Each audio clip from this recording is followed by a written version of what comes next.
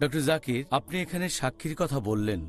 এখন আকাশে চাঁদ দেখার এই ব্যাপারে কোন ধরনের মানুষের দেয়া সাক্ষ্য গ্রহণযোগ্য হবে? আমাদের নবী মোহাম্মদ সাল্লাল্লাহু সাল্লাম বলেছেন, এই কথাটা আগেও আমি বলেছি, সুনান আল নিসাই, বুক অব ফাস্টিং, হাদিস নাম্বার 2118। প্রিয় নবী বলেছেন যে যদি দুজন ন্যায়নিষ্ঠ মুসলিম যদি তারা চাঁদ দেখে তাহলে রোজা রাখা শুরু করো অথবা রোজা বন্ধ করো। তাহলে এখানে শর্ত হলো দুইজন ন্যায়নিষ্ঠ মুসলিম, তারা হবে আদিল। এখানে আরবি শব্দ আদিল, এর মূল আরবি শব্দ আদল, যার মানে সোজা, যার মানে সরল। এটা হলো অসৎ লোকের বিপরীত। আর আদিল হবে সেই লোক যে সবগুলো আবশ্যিক দায়িত্ব পালন করে, ফরজ পালন করে, আর সে কোনো গুরুতর পাপ করে না, সে ছোটখাটো পাপ থেকেও নিজেকে বিরত রাখে, সবগুলো আবশ্যিক দায়িত্ব পালন করে। এর মধ্যে আছে রোজা রাখা, নামাজ পড়া, জাকাত দেয়া ইত্যাদি ইত্যাদি। আর গুরুতর কোনো পাপ সে করে না। আগে একটা পর্বে গুরুতর পাপ নিয়ে বলেছি আমি, কুৎসা, রটায় না বা পেছন থেকে নিন্দা করে না ইত্যাদি।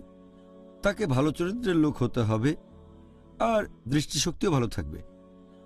আদিল হওয়া এখানে আবশ্যিক। এখানে তাকে আদিল হওয়ার পাশাপাশি দৃষ্টিশক্তিও তার ভালো থাকতে হবে, কারণ ভালো দৃষ্টি থাকলে তো সে চাঁদ দেখতে পারবে। দৃষ্টিশক্তি ভালো না হলে শুধু আদিল হয়ে কোনো লাভ নেই, কারণ সে দেখতে পাবে না। সেজন্য আদিল হওয়ার পাশাপাশি ভালো দৃষ্টিশক্তিও থাকতে হবে। তারা কেমন হবে এটা আল্লাহ সুবহানাহু ওয়া তাআলা বলেছেন পবিত্র কোরআনে, সেই লোক হবে শক্তিশালী আর সেই সাথে বিশ্বস্ত। আল্লাহ পবিত্র কোরআনে বলেছেন সূরা কাসাস অধ্যায় নম্বর 28 আয়াত নম্বর 26, সেই ধরনের যে মানুষ তারা হবে খুব শক্তিশালী মানুষ আর হবে বিশ্বস্ত। আল্লাহ বলেছেন সূরা কাসাস অধ্যায় নম্বর 28 আয়াত নম্বর 26।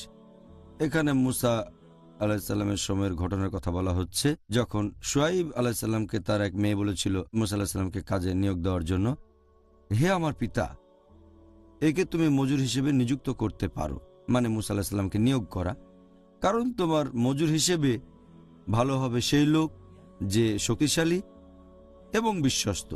তাহলে শক্তি আর বিশ্বাসযোগ্যতা, এই দুটো বৈশিষ্ট্য অবশ্যই থাকতে হবে। আর একই ধরনের কথা বলছে সূরা নামল অধ্যায় নম্বর 27 আয়াত নম্বর 39।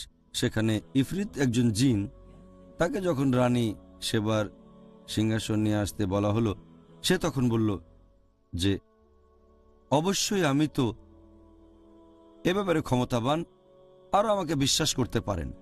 যখনই তাকে এই দায়িত্ব দেওয়া হলো সে বলল তার সামর্থ্য আছে আর তাকে বিশ্বাস করা যায়। এখানে বিশ্বাসযোগ্যতা আর শক্তি এ দুটোই থাকলেই হবে। তাহলে সাক্ষীকে হতে হবে আদিল, সে হবে বিশ্বস্ত, এটাই গুরুত্বপূর্ণ।